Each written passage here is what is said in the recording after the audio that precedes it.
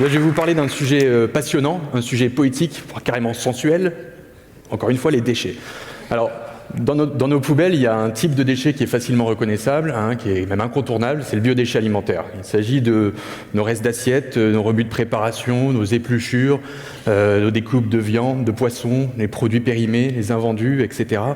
Alors c'est pas un sujet anodin. En France aujourd'hui, c'est un tiers de nos poubelles. C'est plus de 130 kilos par an par habitant. Certains Français les plus gaspilleurs vont jeter l'équivalent d'une pizza XL par jour. Et on en retrouve à tous les niveaux, chez les restaurants, les petits commerces, la grande distribution, les marchés, les ateliers de transformation alimentaire, etc., etc. En France, tout ça, c'est 15 millions de tonnes. C'est énorme, c'est l'équivalent de 1500 tours Eiffel chaque année. Vous allez me dire, c'est des quantités énormes. Alors, quelle est la situation? Ce biodéchet, finalement, il a un petit peu un caractère incompressible. C'est difficile de l'éliminer complètement. On est très loin du zéro déchet et on continue d'en produire des quantités énormes. Alors, incompressible, oui, parce que vous tous, comme à la maison, si on pouvait réduire ce déchet à fond, on récupérerait nos croûtes de fromage et nos épluchures d'oignons. Mais j'ai envie de dire, finalement, on n'est pas tous candidats à Top Chef et on n'arrive pas tous à sublimer le gras de jambon en chromeski gourmand.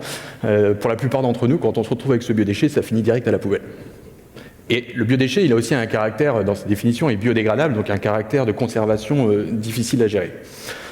Alors, qu'est-ce qu'il advient de ce biodéchet aujourd'hui? Dans les très grandes largeurs, c'est-à-dire à 75%, comme la plupart de nos déchets en France, il est mélangé avec le reste des ordures et finit dans des solutions de destruction. Donc, enfouissement. Alors l'enfouissement, finalement, c'est des décharges couvertes qui, avec le temps, finissent par faire des montagnes de déchets. Ou l'incinération, ce qui est un procédé vraiment dommageable, et c'est vraiment un gaspillage énergétique pour ce biodéchet qui est constitué à 75% d'eau. Mais, alors quelque part, bonne nouvelle, sur ce biodéchet, il y a des réglementations très adaptées, européennes puis françaises, qui s'appellent le Grenelle 2 de l'environnement et la loi de transition énergétique, qui disent, OK, on oblige le producteur à trier ces biodéchets à la source pour les envoyer dans des filières de valorisation adaptées, c'est-à-dire la méthanisation ou compostage, qui sont des filières qui permettent un retour au sol de cette matière organique. Qu'est-ce qui fait qu'aujourd'hui on n'est que à 25%? Une des raisons principales, c'est le manque de capacité de traitement, le manque de capacité de valorisation. Il n'y en a pas assez en France. Alors si on regarde un petit peu l'existant, d'un côté, il y a des solutions in situ, de type micro-compostage, qui ont un réel intérêt pour le côté pédagogique et qui sont très rapides à mettre en œuvre. Si vous avez un jardin, c'est, je pense, la solution idéale, et ça date pas d'hier. Il vous suffit de récupérer un peu de branchage et vous allez avoir un compost en sortie pour utiliser directement dans le jardin.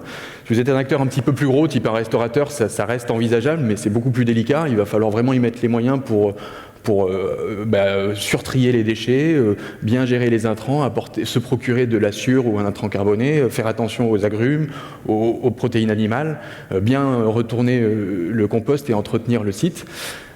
Pour les acteurs qui sont plus gros ou qui ont moins d'espace, alors là c'est quasiment mission impossible, faire de la gestion de déchets c'est un métier, il y a des contraintes sanitaires fortes, etc. Et vous allez plutôt vous retrouver en conflit avec les voisins, ce qui n'est pas l'idéal en temps de confinement. On retrouve la deuxième grosse catégorie, c'est des solutions de très grande échelle, type unité de méthanisation ou plateforme de compostage, qui ont l'avantage d'avoir de très grosses capacités de traitement, donc c'est adapté pour les villes, pour les grandes agglomérations, ça permet de répondre à ces besoins-là. C'est intéressant aussi pour le producteur parce que c'est plus facile quelque part, surtout pour les moins motivés ou pour les plus contraints. Il suffit de trier son déchet et de le mettre dans un bac approprié qui va être collecté régulièrement par le prestataire. Donc cette solution, elle est intéressante et elle permet de traiter des gros volumes, mais elle a des écueils sérieux aujourd'hui. Premier élément, c'est que des installations comme ça met très longtemps à se monter, 5, 8, 10, 15 ans parfois. Pourquoi? Parce qu'il y a des vrais problèmes, d'un sujet d'acceptabilité sur ces projets-là, des très grosses emprises foncières, des stocks de matière à l'air libre qui dégagent des grosses nuisances olfactives, un gros trafic local, et puis des distances logistiques qui sont très tirées, parfois sur plusieurs centaines de kilomètres, donc ce qui pèse pour l'environnement et bien sûr aussi sur les coûts de gestion. Alors, qu'est-ce qu'on pourrait faire pour trouver une autre solution, pour essayer d'améliorer ce ratio de 25%? Chez Trion, on a développé une solution qui se veut alternative et intermédiaire, c'est-à-dire suffisamment petite pour pouvoir s'implanter en proximité des villes, directement en périurbain, et du coup avoir une logistique optimisée sans trajet superflu, mais en même temps qui soit suffisamment grande pour répondre sérieusement aux contraintes techniques et sanitaires de la filière déchets, et ça se traduit notamment par le besoin d'avoir un modèle économique viable, pérenne et des tarifs compétitifs, parce que ça reste un levier de développement important pour le développement durable, c'est le coût de l'opération. Alors voilà, cette solution, c'est aujourd'hui la plus petite unité de méthanisation biodéchets qui injecte du biométhane en France et très certainement en Europe et ailleurs. C'est très compact, ça tient sur 2500 m², c'est l'équivalent de 4 terrains de tennis. Et donc sur cette surface, on va pouvoir adresser les besoins d'environ 20 000 à 130 000 habitants pour produire une énergie renouvelable constante à hauteur de 10 gigawattheures par an. Et sur des projets qui se développent très rapidement, en seulement 2 ans. C'est une solution, une activité complète qui est réplicable et qui nécessite finalement qu'un foncier d'implantation pour pouvoir se développer.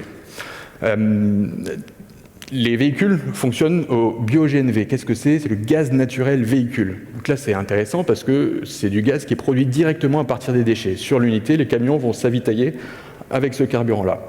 Quand on additionne ce type de carburation avec le modèle de logistique réduit, c'est une économie de l'ordre de 240 kg de CO2 évités par tonne de biodéchets valorisés. Comment ça fonctionne concrètement? Les déchets collectés sont acheminés sur le site, et puis à l'arrivée, on va avoir une première étape de séparation des erreurs de tri et aussi des emballages, qui vont repartir dans des filières de destruction. Et puis, ce qui nous intéresse, le reste, c'est une pulpe de biodéchets qui va passer par différentes étapes qu'on appelle de digestion. Voilà, je vous avais promis du glamour. Dans cette digestion, c'est quoi? C'est des silos fermés dans lesquels on fait tout simplement un élevage de bactéries. Alors, qu'est-ce qu'elles font les bactéries? Dans les bonnes conditions de température et de pH, elles vont digérer, dégrader cette matière pour produire d'une part du biogaz, qu'on va épurer et réinjecter dans le réseau de gaz naturel. Donc là, on a une vraie opportunité de le faire localement avec des déchets. Et la partie qui reste, en fin de dégradation bactérienne, on retrouve une matière fertilisante organique qu'on appelle un digestat. Désolé, c'est toujours glamour. Et cette matière, on va la distribuer auprès d'un agriculteur partenaire qui, là aussi, constitue une véritable alternative aux engrais minéraux qui ont souvent des provenances très lointaines. Donc voilà, vous voyez une véritable boucle d'économie circulaire qui est une belle alternative aux autres solutions. Il faut garder en tête, je pense, que chaque producteur a ses spécificités, chaque territoire a ses caractéristiques, ses attentes, ses besoins. Je crois qu'en matière de biodéchets, mais plus largement, quand on se pose la question de notre impact sur l'environnement, je crois qu'il n'y a pas de solution idéale unique. C'est important de trouver des solutions adaptées au cas par cas et d'être ni dans une certaine forme d'idéalisme qu'on voit aujourd'hui, ni dans trop de scepticisme. Il faut passer à l'action. Allons-y. On a les solutions. Passons à l'action. Ça concerne plein de gens, cette filière déchets. Le particulier qui va trier, le collégien, le plongeur, mais aussi le directeur d'aménagement du territoire, parce qu'il faut aussi repenser ces politiques et un peu les schémas historiques de déchets, et jusqu'à l'élu. Donc, je compte sur vous. Trions, valorisons et valorisons au mieux nos biodéchets alimentaires. Merci.